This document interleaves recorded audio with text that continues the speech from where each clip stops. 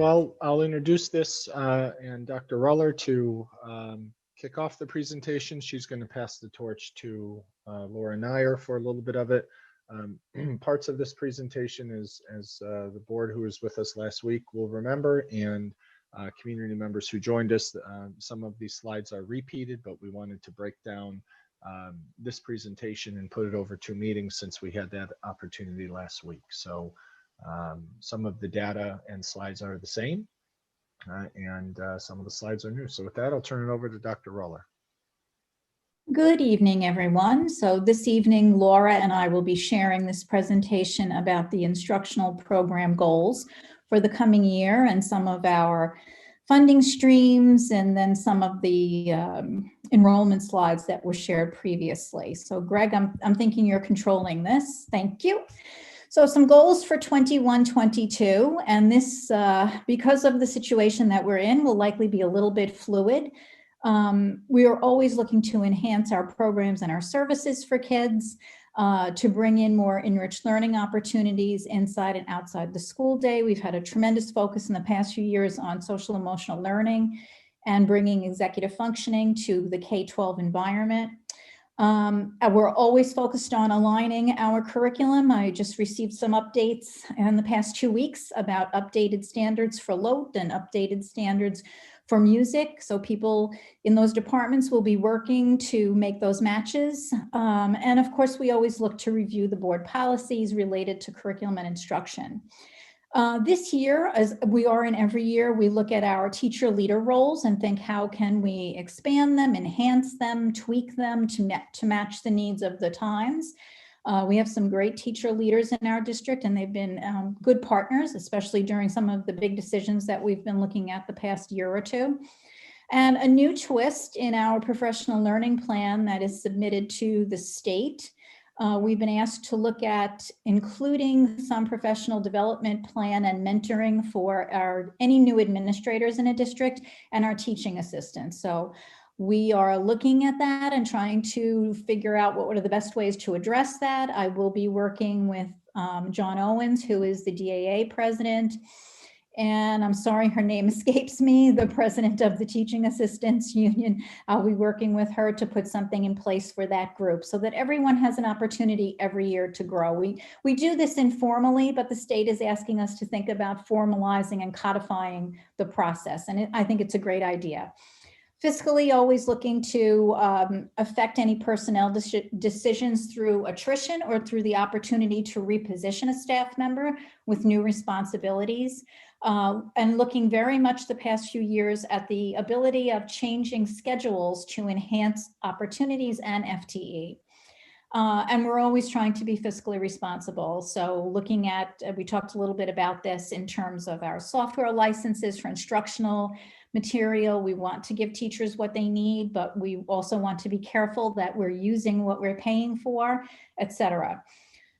Greg, you want to go to the next slide? Thank you. Funding sources for curriculum and instruction, and the A is assessment and PD is professional learning. So at the top of this chart are our external funding sources, and you can see that it is largely through title grants.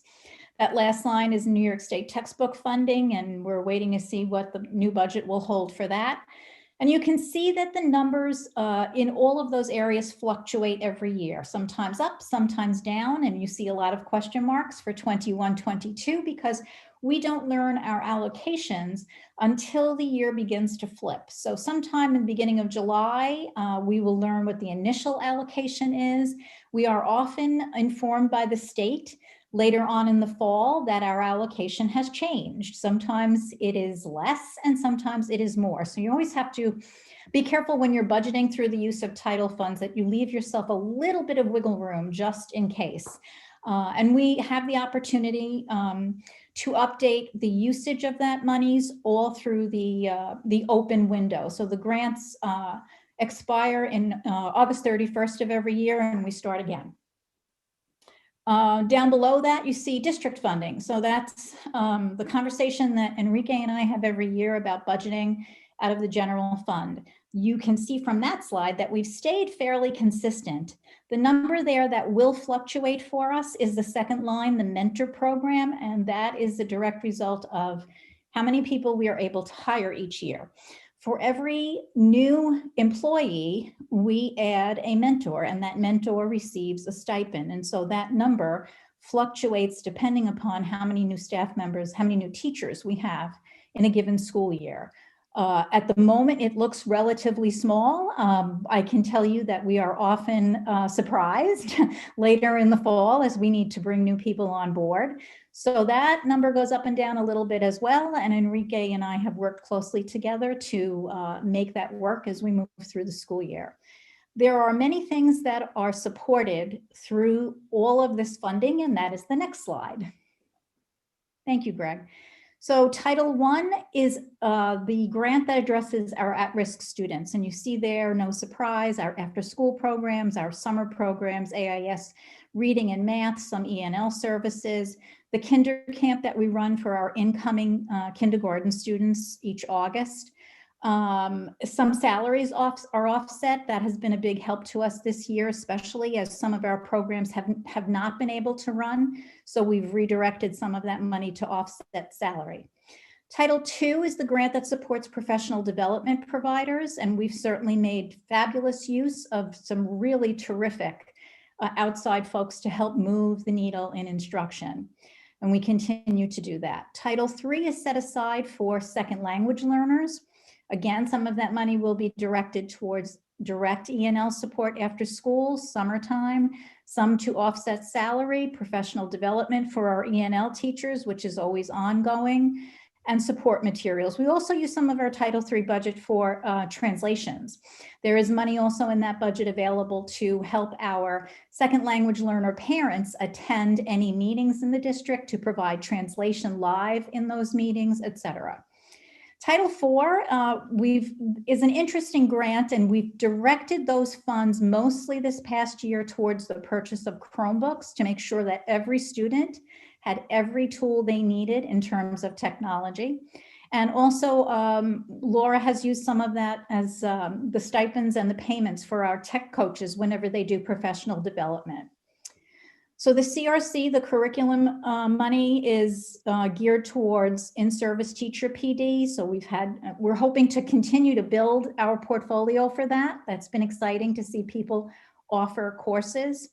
And to the extended curriculum projects that take place during the summer, we'll probably begin the planning for that this summer as we come back from the spring break. I already have departments asking if there will be money available for them to come together during the summer and look at new curriculum and align their standards, etc. BOCES, we say this all the time, and I don't think we can say it enough. We have an amazing BOCES, and we do a lot of work with them, and we are very pleased at the work that we do. We purchased our science program for elementary at BOCES and our social studies database, which runs K-8. We also make sure we have our teacher leaders available for their regional collegial conferences. It gives them an opportunity to talk with their job-alike colleagues across Westchester, Putnam, and occasionally lately Dutchess. Those are important conversations. We're all trying to solve the same problems, and it's a nice opportunity for them to exchange ideas with the folks who do the same jobs that they do. We also use BOCES for a myriad of workshops at all levels of the organization. Our secretarial staff goes to BOCES several times a year. TAs are open to go to BOCES, teachers, administrators. Our leadership team does some work with them periodically, and we use them to enhance, I would say, the mentoring experience for our probationary staff. So there's 2 particular courses that go through BOCES, and that's been a really amazing experience for us. So that's really where the bulk of the money outside of salaries, which gets presented in Enrique's budget earlier in the winter, this is where the money goes in terms of curriculum and instruction. Next slide. So what are we looking to do? We have, like everyone else in America, we are looking seriously right now at the gaps that some of our students will experience, the learning gaps, as a result of the COVID experience. So we all know that last year we closed at this time of year and students lost almost a quarter of their schooling. And even though we were online with students, it is not the same as being in person. There were many challenges, and although our staff worked amazingly to overcome them, it is not the same as being in person with a teacher.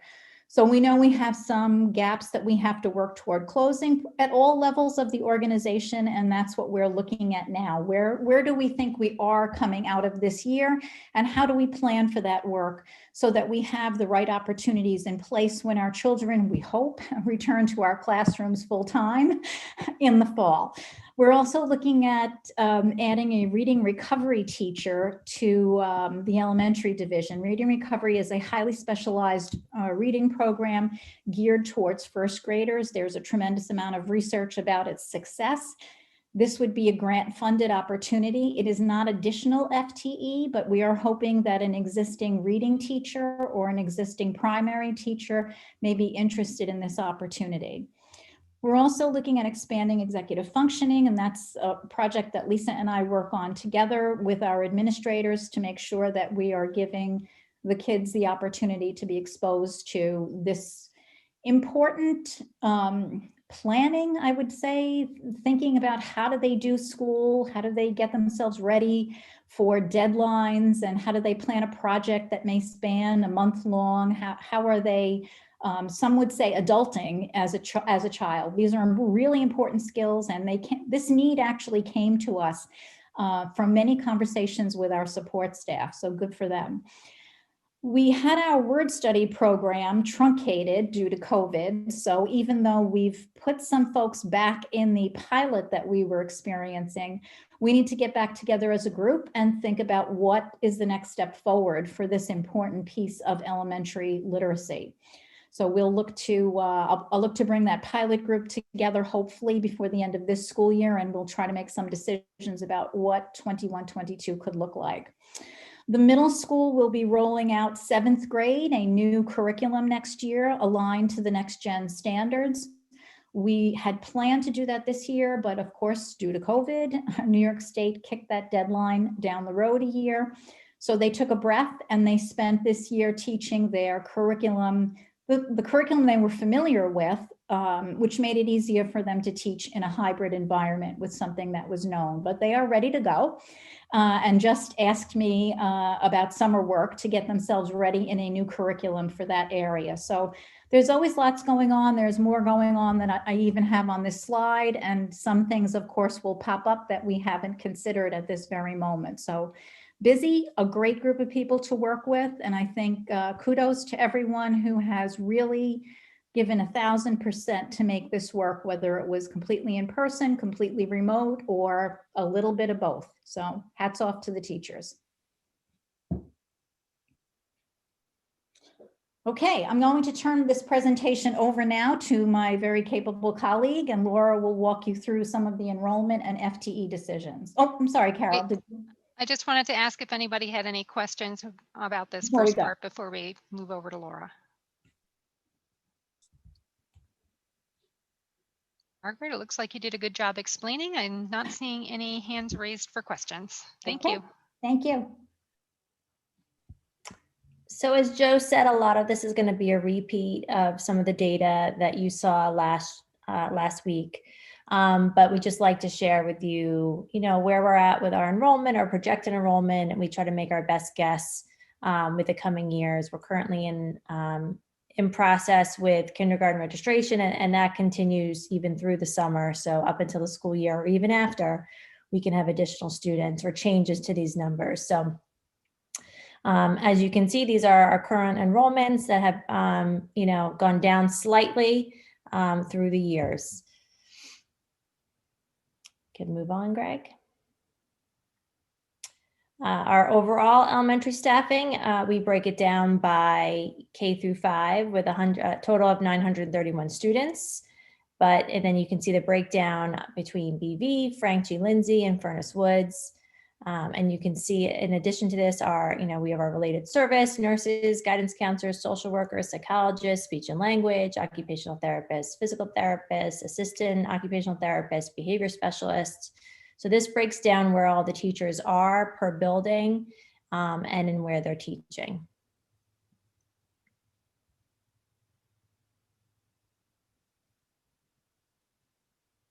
We can move on. And again, just looking at the numbers, we can see we're watching the enrollment at kindergarten right now. So that pink with the 62 is going to most likely change. So we watch that and monitor that as we determine how many sections we're going to have in kindergarten. And at Frank G, we're pretty average here with 3 to 4 sections per class. We utilize these numbers right now based on what our current enrollment is and what next year would look like. Next slide. Again, Furnace Woods, you can see the number of sections and enrollment. Again, currently there's 43 students anticipated for kindergarten. And we have lower sections here with one section of grade 5 and the other ones ranging between 2 and 3.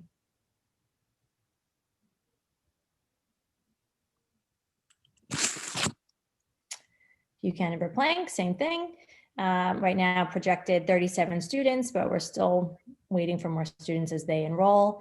And these class sections are ranging between 2 and 3 class sections per grade level.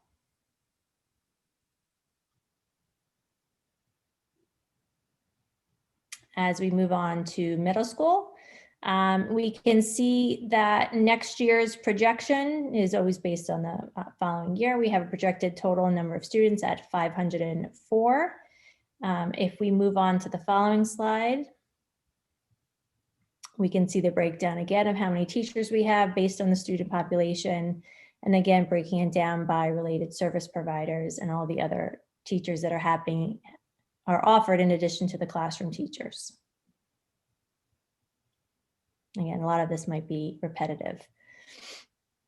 Here, again, just briefly, we went over this last week, but just showing what it would look like if we stick with our 2 teams at 6th, 7th, and 8th versus if we reduced our 7th and 8th grade to reduce 1 team. That would reduce 4 positions, 1 ELA, 1 math, 1 science, and 1 social studies teacher, and an approximate savings of $350,000.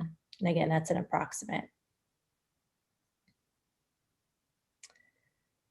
And high school numbers, again, same thing. You can see the pattern of our enrollment is declining as we get to the high school. If you go to the next slide, you can see where we have our total number of students and our teachers, and again, all of the special areas that are supporting the number of students we have.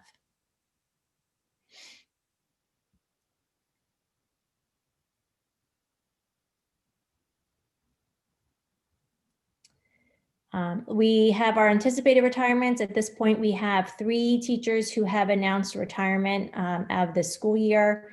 We do have a deadline of January 31st for the school year. However, we did want to just quickly point out to you, last year we had 4 people who had announced retirement, but with COVID, we were able to expand that deadline and we resulted in 5 additional retirements. So we're anticipating possibly some more retirements coming down to us by the end of this school year. Next slide. And that's it.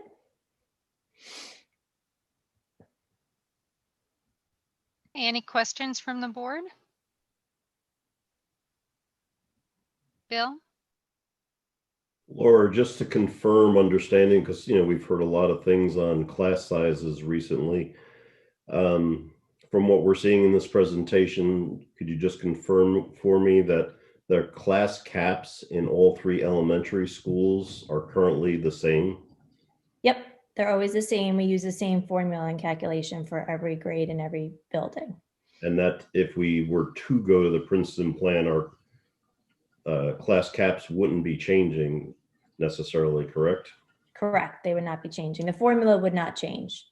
So for some people who think they have a small class size just because that's their school, it just happens to be a matter of fact of how many students are in that school for that grade compared to the class cap. So just because there's low enrollment or a low number of students in a classroom in a particular school one year doesn't mean it's going to stay that way. And the next year they could be at the class cap theoretically. Correct. Furnace Woods is a good example of that. We project one section next year at 5th grade at 27 students in one class. And so that's where that cap comes into play. And you'll see how that varies year to year just based on the enrollment in that school building. Okay, so our guidelines are consistent throughout the district. It's just a matter of how many students are registered in that grade in that school. Yep. Thank you for the confirmation. You're welcome. One of the comments that we've been hearing as well is that the Princeton plan would actually increase class sizes. And I was wondering if we could just address that really quickly. I don't think that it would increase sizes. It would even size out. So we wouldn't have the wild swings of 11 kids in a kindergarten class on one side of the district and 22 on the other. By putting the sections together, you have the ability to spread your population across those sections evenly. The same would be said of next year's, the 5th grade at Furnace Woods. If you put all of your 5th grade together, you wouldn't bump up against that unless the entire group of sections was filled. So I'm not saying it's not possible. I'm saying that it is highly unlikely that you'd have that either lowest section or that highest section, because you'd have more sections to place students in. If we get one more student at Furnace Woods in 5th grade, we would have to open a new section. If we were Princeton plan, that would not happen. They would just go to a different classroom and it would balance itself out. So there's the inequity comes there. And I know we've talked about this at a lot of our community sessions. We teach the same curriculum and we have fabulous teachers in all 3 schools. But there is no doubt that teaching that curriculum to 22 kindergartners is a very different experience from teaching it to 11 kindergartners. So that's something that we can't disregard because it's the situation that we have. And, you know, that's the equity piece of the conversation. I think that's one thing we've seen with the remote classes this year, because they have been spread out evenly because they comprise of students all across the district, no matter what their home building may be. Alex?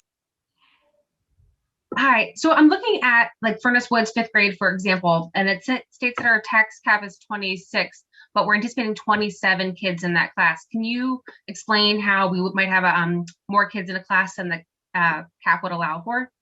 So you're allowed to have one more than the cap. Once you go above an additional 1 student, that's what creates a split and to create another section. Well, actually, it's more than that. It's 1 additional child for every section plus 1. So if there are 3 sections, it's 4 additional kids over the cap before we look to add a new section. And Joe, correct me if I'm wrong. I think the board policy says we don't have to add a section. We could add a teaching assistant. Yeah, so that's really what it is, Alex. It's a safety net because here we are in March, and we're talking about what we project our enrollment and class size to be in 6 months from now, right? 5.5 months. So in our policy, we have a safety valve that basically says if the cap is 26 and we're at 26, we wanted to have some more assurances that those 26 kids are actually currently here and that they will be here in 6 months. Because what's happened before is before that policy was amended, we would be making, we would be increasing our budget today for next year based on these numbers. We would be increasing our staffing, which is increased expense. And there's a lot of shifting that happens in 6 months. And we have found in the past that those kids either moved or didn't show up or something happened. And so the board committed to the position, to funding the position. Therefore, we committed to hiring somebody. We had them set up in their classroom, and it wasn't that 26 kids showed up, 23 showed up, but we already were committed with 2 teachers. So we made those adjustments and spelled that out pretty precisely in our policy for those reasons. The other reason we did that is because if we have a slew of kids move into a particular grade level in September or October, the best course of action might not be splitting the class section, right? They're in their routines, they know their teacher, they love their teacher, they love their classmates. And I think it was just a couple of years ago, and I don't remember the year, but we had that situation in one of the schools, and Margaret and I problem solved with them. And the solution wasn't a new teacher because no one wanted to lose their kids, and the kids didn't want to lose their teacher. We hired additional support staff to work between the 2 or the 3 classrooms, and basically did a divide and conquer, and were able to, ameliorate the issue with having an additional certified teacher to do small group instruction while leaving the classes alone. So it gives us more flexibility, and it doesn't paint us into a corner or put us into a box saying that there is only one decision that can be made, and it can only be made when we hit those thresholds. Right. And we've actually hit the cap many times in different buildings, in different grade levels. As a matter of fact, that 27 at Furnace Woods right now sits in 4th grade. And if we were not on COVID, they would have only had 1 teacher in 4th grade. The second teacher was slated to go to Frank G and pick up a 4th grade section there. So it isn't a new situation. We didn't lose any children. It is their current 4th grade size. Okay, thank you. Any more questions on the programming budget or projections? All right, I guess we can move on.